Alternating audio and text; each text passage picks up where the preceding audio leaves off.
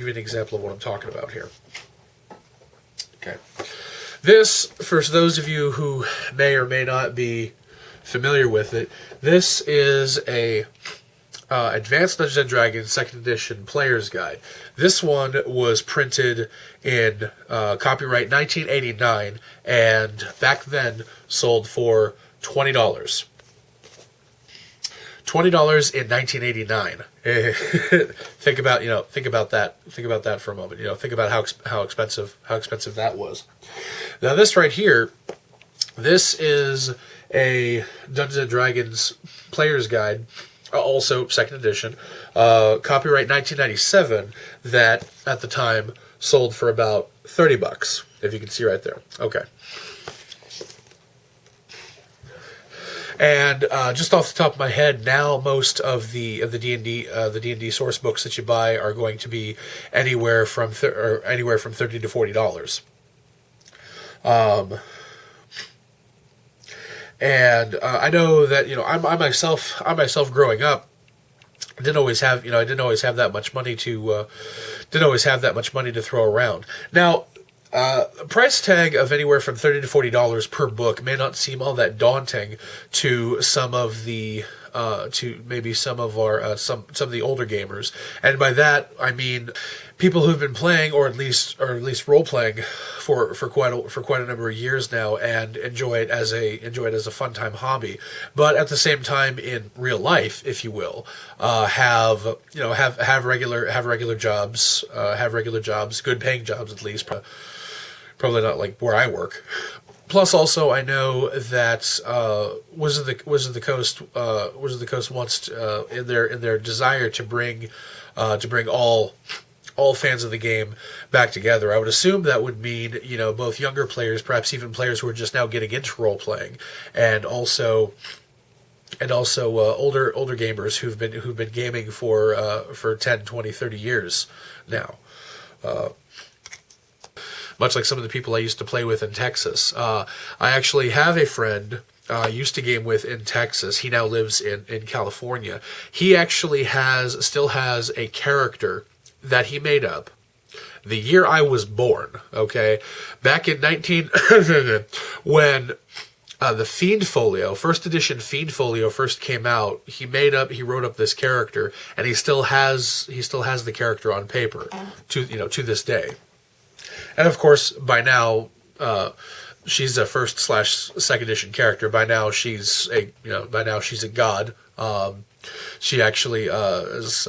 It's my understanding that character actually went through the old Queen of the Demon Web Pits module and rose up, killed Loth, became the goddess of the Drow, all kinds of fun stuff. And also, one thing I've actually seen a lot of people say on the web and everything is that if they could offer up more materials that allowed players ready access to them, such as iPad, iPhone, and smartphone apps, in order to play the game, in order to build the game and everything, that would make things a lot easier as well.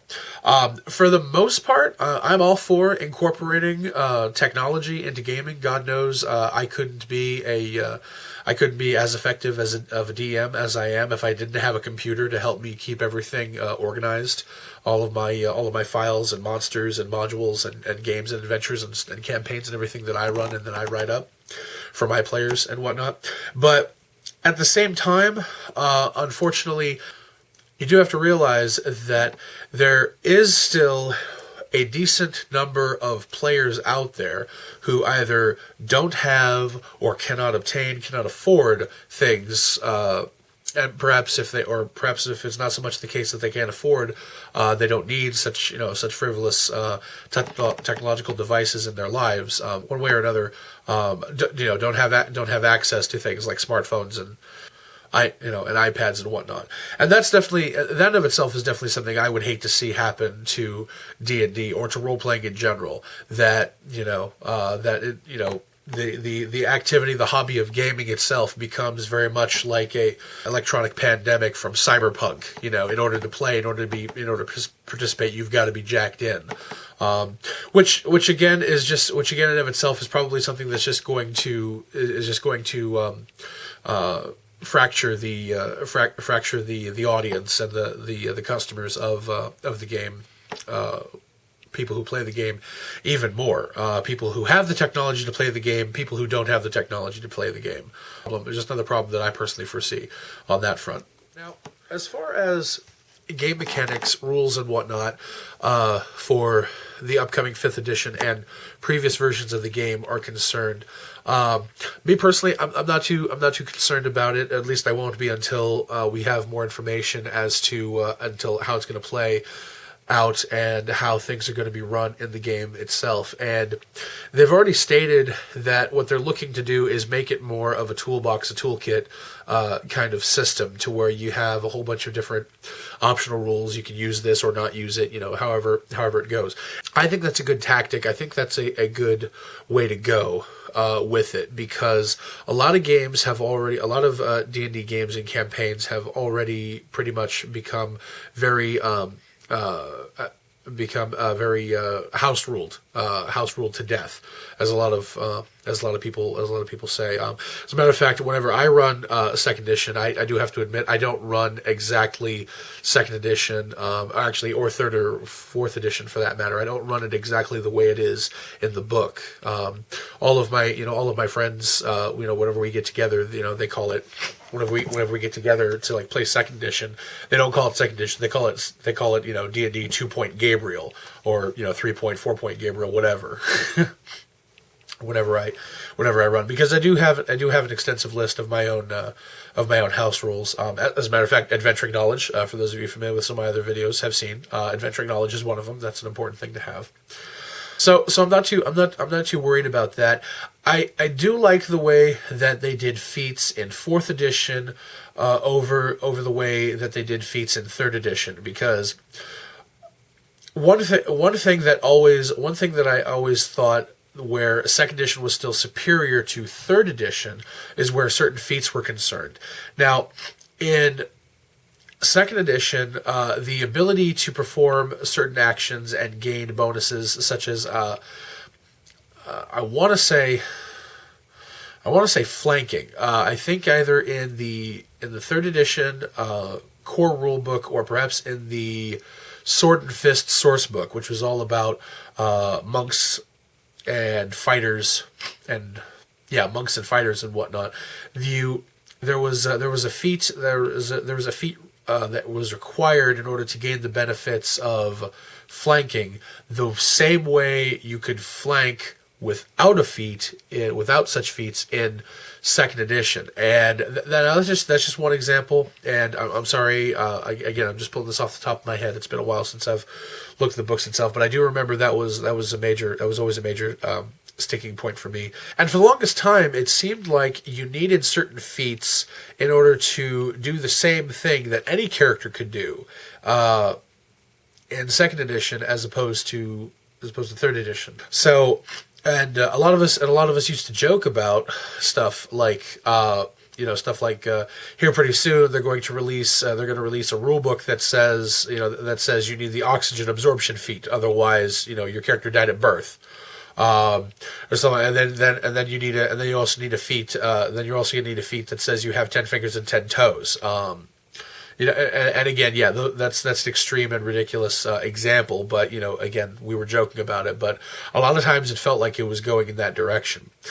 4th edition definitely streamlined the feats and made them a little more.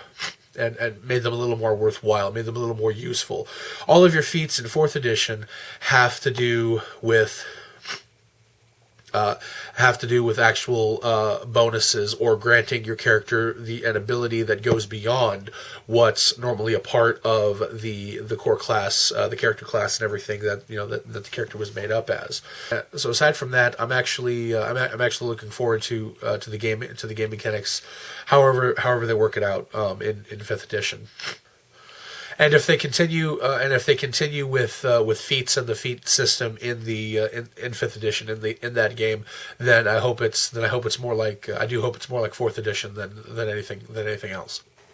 The only other thing that I did want to mention as to how they could make it better, as to how they could work it so that it's much more, so that the game is much more all encompassing, and bringing all of the splintered factions of D&D lovers back together would probably be, I would have to say, would probably be some of the mythology from what was originally first and second edition, and bringing that back together. This has always been a major gripe of mine for a long time now. Let me again give you an example with some of the information that I have on hand. Now, again, this is a second edition player's handbook printed in 1989. Okay, this was made back when the game was the game was owned exclusively by TSR. Okay. This version of the Player's Handbook, second edition, was printed copyright 1997. But on the back here, you can see that it gives the address, the mailing address and everything. It's got the TSR logo, but the mailing address and everything for who to contact is Wizards of the Coast. So this version of D&D, again, second edition, this version of D&D was put out by Wizards of the Coast after Wizards of the Coast bought TSR. And now, in and of itself, it's really no big deal. But it always seemed to me that the people who were running Wizards of the Coast at the time that they acquired TSR, it always seemed to me like they never actually read the book. They never actually read any of the old second edition stuff that they had acquired. And I do understand that there may have been some licensing issues when they decided to put out a third edition, and so maybe it was necessary for certain changes to be made. But unfortunately, it was those changes that I'm getting at. That always seemed to be a problem, and a lot of those changes carried on even into fourth edition. For example, Vecna.